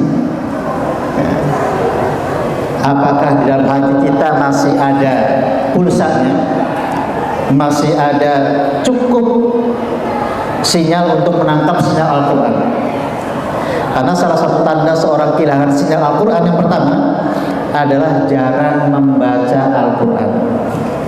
Yang kedua, hati tidak lagi tersentuh oleh ayat Al-Quran, kayak ayat yang tadi itu. Yang ketiga, hidup terasa gelisah, tidak pernah merasa tenang. Padahal jaminan Al-Quran ketika selalu ingat terhadap janji Allah, terhadap ayat-ayat Allah, tatma'innul qulub, hati akan menjadi tenang. Kemudian yang ketiga, sulit meninggalkan maksiat. Yang berikutnya, tidak merasa bersalah ketika berbuat dosa. Kemudian lebih banyak waktu untuk hal yang tidak bermanfaat.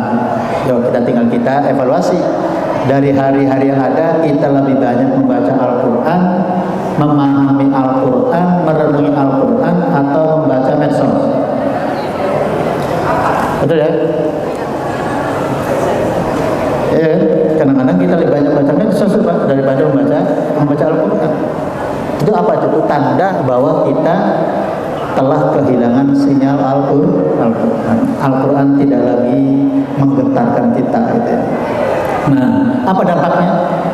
Dampaknya adalah ini: ketika hati kehilangan sinyal Al-Quran, maka akan muncul berbagai penyakit hati yang menimpa manusia modern. Kenapa? Karena waktu-waktunya banyak diisi dengan medsos ria, bermedsos ria. Apa yang terjadi? Gelisah. Kenapa? Karena banyak berita berseliweran. Benar ya?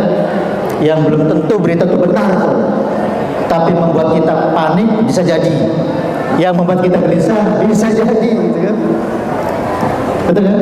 Nah, yang kedua adalah cinta dunia berlebihan. Karena medsos ya tadi lebih banyak menawarkan tawaran-tawaran duniawi. Ketiga, persaingan hidup yang semakin keras, itu yang salah satu yang membuat kita gelisah.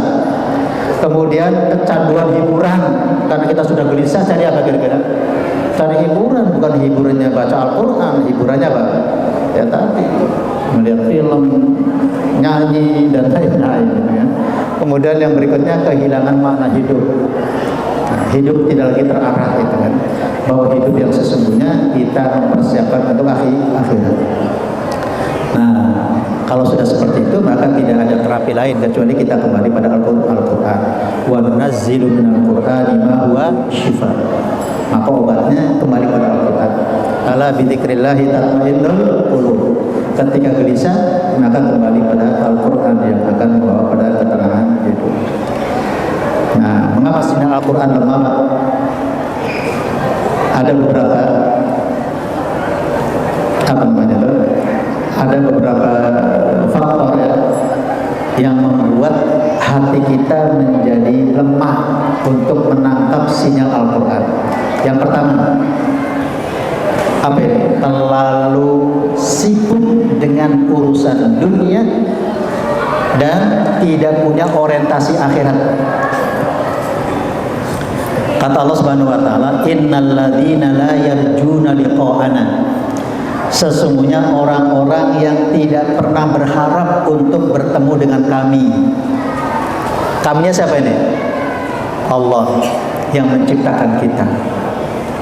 Ini menurut saya sih udah kebangetan, Pak.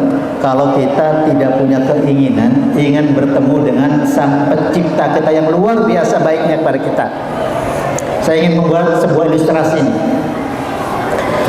Kalau ada anak sudah dilahirkan, sudah dibesarkan, sudah dididik, tapi setelah dia dewasa, dia lupa terhadap kedua orang tuanya, bahkan pengen ketemu dengan orang tua saja nggak pengen gitu. Kira-kira anak apa yang gitu anda? Anak durhaka kan? Anak durhaka. Kira-kira nih, kita ini sudah diciptakan oleh Allah dengan bentuk yang terbaik. Betul ya? Semua kebutuhan telah Allah siapkan itu. Kita butuh oksigen, Allah siapkan setiap hari tanpa harus bayar. Itu kalau dihitung nih, Udah nilainya nggak tahu tuh berapa miliar itu kan kalau dihitung dengan nilai gitu. Masa teman kita sama sekali nggak pengen ketemu tuh dengan zat yang luar biasa baiknya. Jadi kalau saya ibaratkan gini, itu tadi analogi yang pertama dengan yang kedua. Nih, seandainya nih setiap hari ada orang ngasih uang 100 juta dan ditaruh di depan pintu setiap hari. Hari ini dapat 100 juta di depan pintu, besoknya kasih lagi, besoknya kasih di depan pintu lagi. Kira-kira orang itu pengen nggak ketemu dengan siapa yang ngasihnya kira-kira? Pasti kan? Kalau orang itu tidak pengen ketemu sama sekali dengan orang yang ngasihnya, menurut saya orang kebangetan ya. Secara naluri pasti dia pengen ketemu dengan siapa sih sebetulnya yang ngasih semua itu. Nah, seharusnya kita juga begitu, Pak. Kita sudah dikasih segala-galanya oleh Allah Subhanahu wa taala, seharusnya Pak, seharusnya kita pengen ketemu tuh dengan siapa ini? Dengan zat yang terbaik itu. Tapi ada orang tuh yang tidak pengen sama sekali pengen bertemu dengan Allah Subhanahu wa taala. Apa penyebabnya? Penyebabnya kalimat berikutnya. Waradu bil hayatid dunya. Karena dia telah merasa puas, ridho dengan kehidupan dunia. Watma'annu biha, dan dia sudah merasa nyaman. Apa ini? Dengan kehidupan dunia. Kalau sudah tidak punya keinginan ketemu Allah di akhirat, di surga, dan kemudian sudah kadung nyaman hidup di dunia, ya sudah. Maka yang berikutnya, walladzina hum an ayatina ghafilun. Maka mereka kenapa nih? Akan lupa terhadap ayat-ayat Allah Subhanahu wa taala. Gitu ya. Apa akibatnya? Nih, ketika dunia sudah menjadi pusat kehidupan perhatian kita, maka Al-Quran akan menjadi asing di hati manusia. Gitu ya. Jadi itu yang menjadi apa? Yang menjadi kita nggak lagi concern dengan Al-Quran itu, Pak. Karena cita-cita untuk akhirat itu sudah lemah, nggak ada gitu. Yang dikejar hanya dunia dan dunia. Itulah yang dimaksud dan tadi yang saya sebutkan itu. Manusia klaster pertama tadi itu. Yang hanya mintanya Pak, atina fid dunya. Nggak ada tuh keinginan apa itu? Wa atina fil akhirati. Rabbana atina fid dunya hasanah wa fil akhirati hasanah, udah nggak ada. Yang penting atina fid dunya saja. Yang penting dunia dan dunia. Yang kedua, membaca Al-Quran tanpa tadabbur. Makanya Allah nohok juga sama kita nih, afala yatadabbaruna al-Qur'ana am ala qulubin aqfalih. Apa sih yang membuat kamu tidak mau tadabbur Al-Quran itu? Oh, ternyata bisa jadi faktornya karena apa? Hatinya tertutup, terkunci dengan apa nih? Dengan kemewahan dunia, dengan cinta dunia yang berlebihan, gitu ya. Terus tinggi lagi. Oleh karena itu tadabbur adalah kunci hidupnya Al-Quran dalam hati. Salah satu kuncinya fadzakir bil Qur'ani may yakhafu wa'id. Banyaklah membaca ayat-ayat yang terkait dengan ancaman. Gitu ya. Kemudian yang ketiga, tidak mengamalkan isi Al-Quran. Padahal Al-Quran diturunkan untuk diamalkan. Makanya ketika umat Rasulullah sudah tidak lagi mengamalkan Al-Quran, maka Rasul mengadu tuh. Wa qala ar-rasulu ya Rabb inna qaumi ittakhadhu hadzal Qur'ana mahjura. Ya, Rasulullah mengadu kepada Tuhannya, ya Allah, inna qaumi ittakhadhu hadzal Qur'ana mahjura. Sesungguhnya kaumku telah menjadikan Al-Quran ini mahjuran, sesuatu yang dicuekin, sebenarnya ditinggalkan. Dibaca tapi tidak dipahami, dipahami tapi tidak diamalkan. Ya, makanya kata Ibnu Katsir ketika mengomentari ayat ini, orang yang tidak pernah membaca Al-Quran fahuwa hajir, dialah orang yang meninggalkan Al-Quran. Atau man qara Al-Quran walam yafhamhu, dia baca Al-Quran tapi nggak paham. Kata Ibnu Katsir, dialah termasuk orang yang meninggalkan Al-Quran yang dimaksud dengan ayat ini. Yang ketiga, dia baca Al-Quran, paham, tapi tidak diamalkan isinya. Itu juga termasuk meninggalkan Al-Quran. Gitu ya. Nah, oleh karena itu Imam Hasan Al-Basri, ya, seorang tabi'in agung, beliau mengatakan, Nuzzilal Quran liyu'malati. Al-Quran diturunkan itu untuk diamalkan. Fattakhadhan nasu tilawatahu amalan, akan tetapi manusia, terutama manusia sekarang, menjadikan Al-Quran hanya menjadi amalan bacaan. Yo, kita baca Al-Quran ini hanya sekedar amalan atau Al-Quran untuk diamalkan? Beda nggak kira-kira? Beda. Kalau dulu mereka menjadikan Al-Quran untuk apa? Untuk diamalkan. Tapi orang sekarang menjadikan Al-Quran sebagai amalan. Cara amalan aja dibaca 1 juz 1 hari, tapi tapi hanya sebatas di lisan, belum sampai ke dalam hati, sehingga belum bisa diamalkan. Ya. Padahal tujuan Al-Quran bukan hanya dibaca, tapi untuk dijadikan pedoman hidup. 3 cara memperkuat sinyal Al-Quran, ya, ini sebenarnya sudah dijelasin nih. Yaitu apa? Dengan kita mendekatkan diri dengan Al-Quran, setiap hari minimal baca 1 juz. Ada dasarnya? Ada.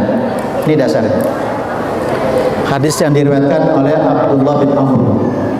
Ya, kata Rasulullah itu, faqra'hu fi kulli sab'in wa la tazid 'ala dzalik. Ya, jadi minimalnya itu adalah setiap 7 hari sekali kita hatam Al-Quran. Itulah yang dipraktekkan oleh sahabat Utsman, dipraktekkan oleh Ibnu Mas'ud, dan juga sahabat-sahabat yang lain. Yang mereka punya wiridan, yang wiridan itu kemudian dirumuskan dalam apa? Dalam istilah apa itu namanya itu?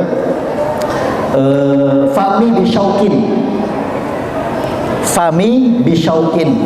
Mulutku sangat rindu. Tapi itu sebenarnya rumus, Pak. Tadi hari pertama dimulai dengan Fatihah. Hari kedua dimulai dari Fami Mim Al-Maidah. Hari ketiga dimulai dengan Ya Yunus. Gitu ya. Fami bisyaukin. Hari keempat dimulai dengan Ba Bani Israil. Hari kelima dimulai dengan Shin Asy-Syu'ara. Kemudian hari keenam dimulai dengan Waw Was-Saffat. Dan yang terakhir dimulai dengan surat Qaf sampai selesai. Berarti berapa itu? 7 hari selesai. Kenapa? Itu mengamalkan hadis Rasulullah Sallallahu Alaihi Wasallam. Itu tahap pertama. Tahap kedua, ya, maka sering kita baca Al-Quran, insya Allah semakin kuat hubungan kita dengan wahyu Allah Subhanahu Wa Taala. Yang kedua, dengan tadabbur, minimal 1 ayat saja setiap hari. Jadi targetnya bukan hanya baca, tapi tadabbur Al-Quran sekalipun cuma 1 ayat. Ya, jadi selain membaca, penting juga untuk merenungkan makna Al-Quran. Kenapa? Karena Al-Quran diturunkan adalah liyadabbaru ayatihi, ya, untuk direnungi ayat-ayatnya. Caranya sederhana.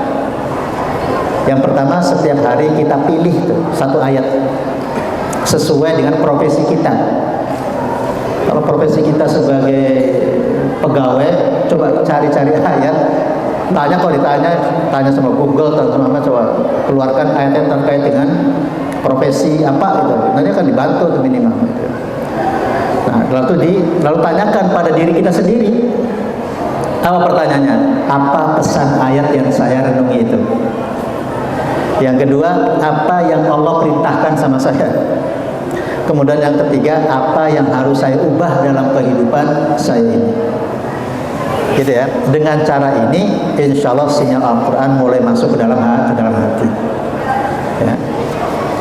Oke. Kemudian yang ketiga, dengan cara apa ini? Mengubah ayat menjadi amal. Nah, seperti para sahabat tadi tuh. Ya. Misalnya masalahnya membaca ayat tentang sabar. Innallaha ma'as sabirin. Maka berlatih pada hari itu juga kita untuk bersabar. Gitu ya. Ketika membaca ayat tentang sedekah, maka bersedekah pada hari itu juga. Ketika membaca ayat tentang kejujuran, maka ketika itu juga bertekad untuk selalu bersikap jujur dan lain-lain. Gitu ya. Jika setiap hari kita mengamalkan 1 ayat saja, saya yakin dalam waktu 30 hari hidup kita insya Allah sudah berubah. Ya, sudah berubah. Ya. Dengan cara ini Al-Quran tidak hanya dibaca, tapi insya Allah hidup dalam kehidupan kita. penutup terakhir sebagai renungan dua, Pak. Saya ajak untuk kita merenung bersama, ya. Saya sendirilah, ya. Kita bayangkan sejenak, jika Al-Quran bisa berbicara kepada kita hari ini, mungkin dia akan berkata, aku diturunkan sebagai petunjuk hidupmu, tetapi mengapa engkau sering meninggalkanku? Ya, Al-Quran diturunkan untuk apa? Untuk dijadikan pedoman hidup. Kenapa kemudian Al-Quran seringkali diabaikan? Gitu. Yang bahasa Rasulnya itu tadi, ya, inna ittakhadhu hadzal qur'ana mahjura. Al-Qurannya diabaikan dan ditinggalkan. Aku ada di rumahmu, tapi jarang engkau buka. Engkau baca dengan lisanmu, tapi jarang engkau hidupkan dalam amalmu. Padahal Allah telah mengingatkan kepada kita, alam ya'ni lil ladzina amanu an takhsha qulubuhum li dzikrillah wa ma nazala minal haqq. Kalau masih belum juga, sampai kapan? Mau nunggu apa gitu? Sampai hati kita tunduk terhadap Allah Subhanahu wa taala, tunduk terhadap Al-Qur'an. Ayat ini telah memanggil kita, telah memanggil hati kita. Kapan kita kembali hidup bersama dengan Al-Quran? Yang Al-Quran itu sebagai surat cinta dari sang kekasih kita, Allah Subhanahu wa taala, yang menginginkan kebaikan terhadap kita. Karena Al-Quran adalah cahaya bagi hati dan petunjuk bagi kehidupan. Kemudian renungan yang kedua, ya, sebagai penutup, ketika pada suatu hari kita semua kembali kepada Allah Subhanahu wa taala, kita menghadap Allah Subhanahu wa taala. Yang pada hari itu ketika kita menghadap Allah, tadi ayatnya saya bacakan, la yanfa'u malun wala banun. Harta tidak lagi bisa menolong, jabatan tidak lagi bisa membantu, teknologi tidak lagi bisa menyelamatkan. Yang bisa hanyalah amal kita. Jika kita dekat dengan Al-Quran di dunia, maka Al-Quran akan menjadi satu cahaya di tubuh kita, akan menjadi penolong di hari kiamat, akan memberikan syafaat bagi kita. Oleh karena itu, mulai malam ini kita bertekad untuk kembali mendekat dengan Al-Quran, walaupun hanya satu halaman setiap hari, satu ayat yang direnungkan, satu pesan yang diamalkan, namun dilakukan dengan istiqomah. Mudah-mudahan dimulai malam hari ini kita punya tekad untuk menurunkan Al-Quran dari lisan kemana?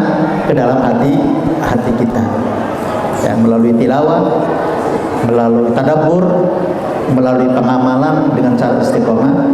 Insyaallah kita kembali kepada Al-Quran, maka sinyal iman dalam hati kita akan menjadi kuat.